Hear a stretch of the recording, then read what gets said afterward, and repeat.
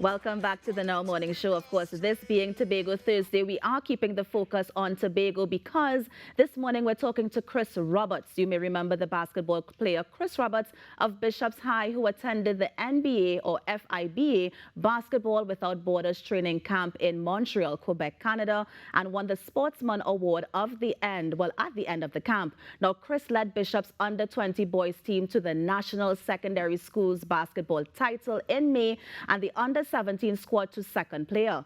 The 16-year-old Montpellier resident was named the MVP in the under 20 division. And this morning, Chris joins us along with his coach, Atiba De Leon. Gentlemen, good morning. Thank you so much for joining us on Now. Good morning. Good Good morning. morning. Thanks for having us. Of course, Chris, I'm going to start off first by saying congratulations on all your achievement. We are so proud of you. We were rooting for you when we found out that you were going to Canada. So thank you so much for representing us.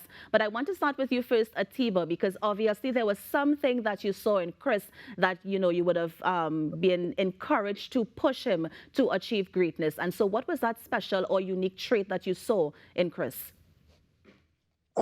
Just his love for the game.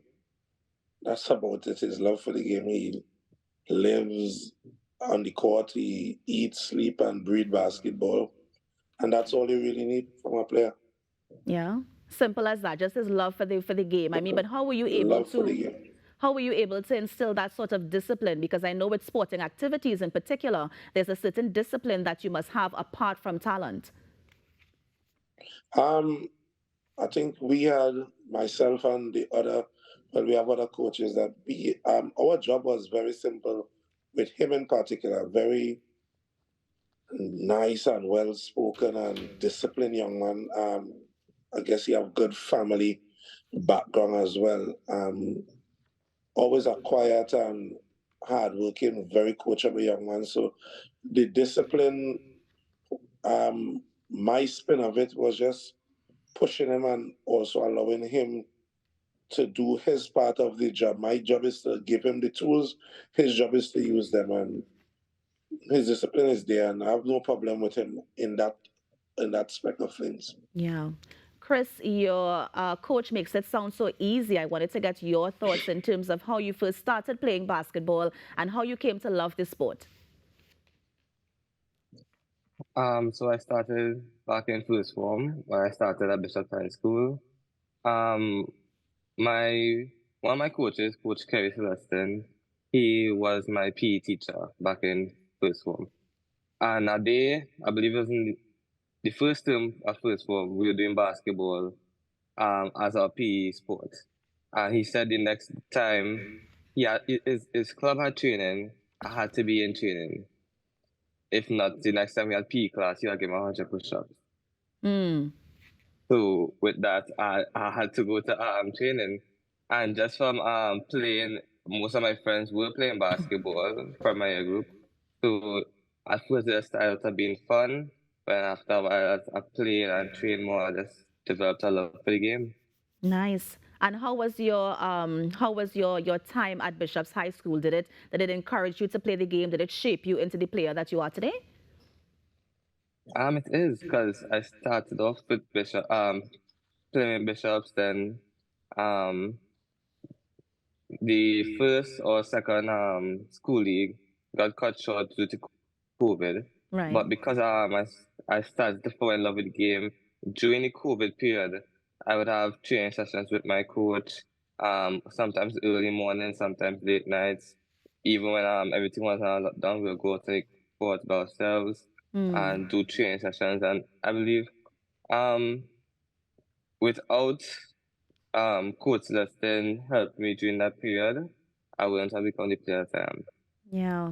Well, let's talk about Quebec. I mean, you were selected to go to that NBA FIBA training in Quebec. How was that experience? Because I understand it would have been from players from Latin America, from different parts of the world as well. It was a great experience to see other players around my age group, to see the level of basketball in different countries. Um, it was a great experience, like to meet coaches, NBA coaches. They taught us a lot of new things, new drills, new ways to look at the game. It was less based on just developing skill, but also developing your IQ in the game. So understanding when to do what, and that will help me a lot in my future in developing my game. It was also a great experience to meet and build relationships with other players my age. Got to meet a few NBA players who were there. It were actually rookies who went to the camp and now they are in the NBA.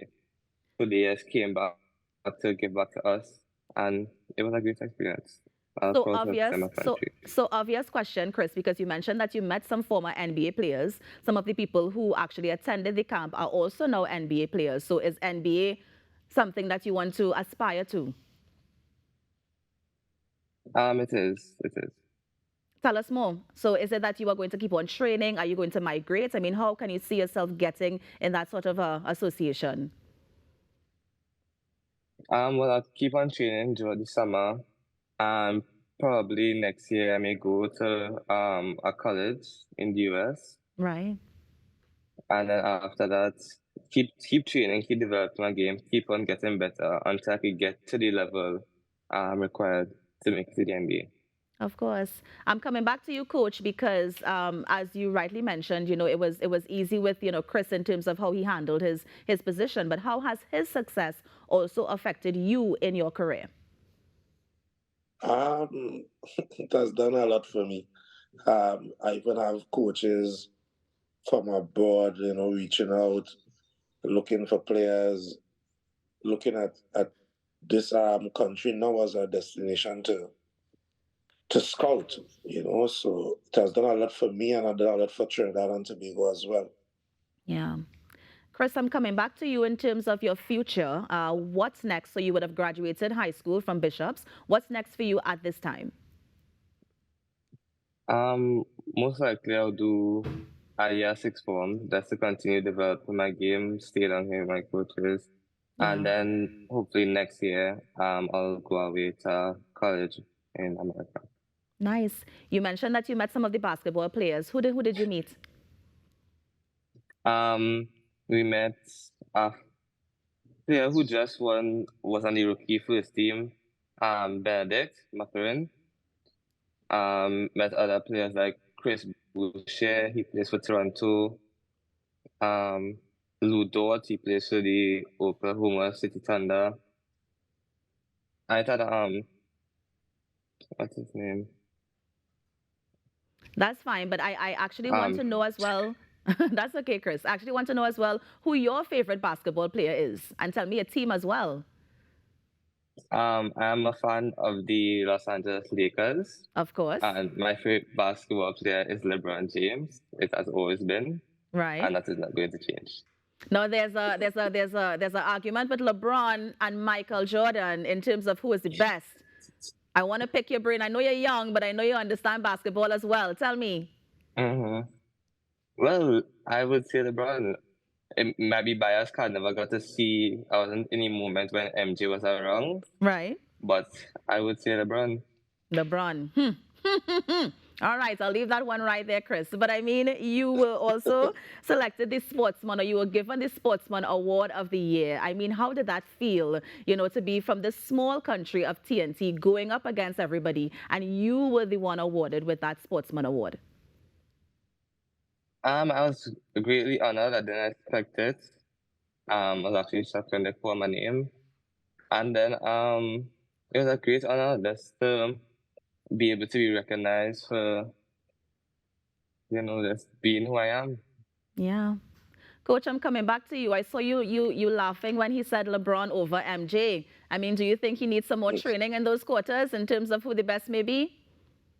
No, I think we have these barbershop talk type debates, which is always subjective. It's based on Yes. era, it's based on, we could say Michael Jordan is the greatest. We could say Will Chamberlain. We can even go far back as Bob Pettit. We could go even as Will Chamberlain. Everybody have their their favorite player from that era that they grew up in. Yeah. So his era now is the LeBron era and the Steph Curry era. He didn't even mention that at that same camp he met Coach Q, which is Steph Curry shooting coach. Right. Yeah. you know, Yes. and just the simple thing so that everybody have their preferences and he's entitled to that because that is what he knows, Yeah. you Well, know, and so then, Atiba, I have to ask you, you just named these amazing basketball players. Of course, he's thinking LeBron, there's also MG and, all the others. But there's something about those players that make them just amazing, make them, always succeed on the field, even when they fail, because they learn from their mistakes. And so what it is in those players do you think made them amazing or good? That's one. And do you see those same sorts of traits in Chris? yes, I do. And the baseline factor is being committed to the work and committed to the process and committing to the process of putting in the work and day in, day out, even when things are not good or things not going bad, or things not going well and it's going actually bad for you. From a mental standpoint, the idea to stick with it, I think that's the separation tool between the greats and the average and the okay or mediocre players. Yeah. Is the ability to stick to the work and put in the work. Like I always used to tell my players, sometimes carnival I can remember growing up carnival time when everybody going to jump up, we on the court shooting, we on the court training. Yeah. Chris, I'm coming back to you in terms of any advice for young players as well. Chris? Mm-hmm. Any sort of advice for young basketball players in terms of how they can, reach to your level and even beyond? It all came from just dedication to the game. Once you commit to putting in the work, I just trust in the process, trust your coaches, just keep putting in the work, and you will see results. Yeah. And Chris, how were you able to balance your academics with also playing basketball? Because you mentioned that sort of keep going at it, that sort of discipline that you had to maintain. And so how were you able to do that and also still, go to school and ensure that you get good grades? At first it was tough to balance the academics with the sports, but after a while I got accustomed to just knowing what I had to do. I was making sure I completed. So whatever assignments I had, I make sure I completed it either before training or after training. Would go to training, come home at night. If I have any assignments, I'll do them, then get some sleep before I go back to school. But it's just being able to utilize your time during the day. If I had any free time during the day, assignment to complete, I'll complete it during the day. So I won't have to worry about it later.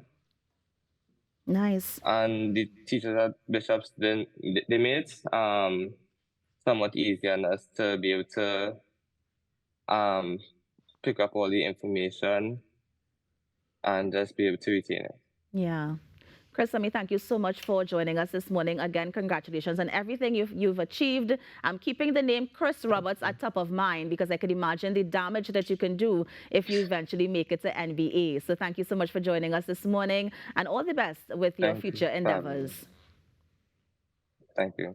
Let me also thank your coach as well, Mr. Atiba De Leon, who continues to, help him with his discipline and also encourage him to put his best foot forward as it relates to basketball.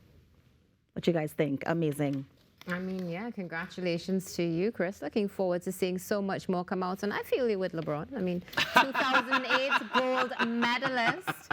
And he just continues to work and level up himself. It is what it is. I mean, I don't try to compare them. It's two different generations of basketball players, two different skill sets. I mean, yeah, you could compare the rings and the titles, but I mean, they're not playing against the same players. Exactly. So. Plus, you have older ones like Kareem Abdul-Jabbar and all the others. I mean, come on. You have Ewing. Come on, guys. No. But this is barbershop talk. I'm not getting involved either. I have barbershop talk.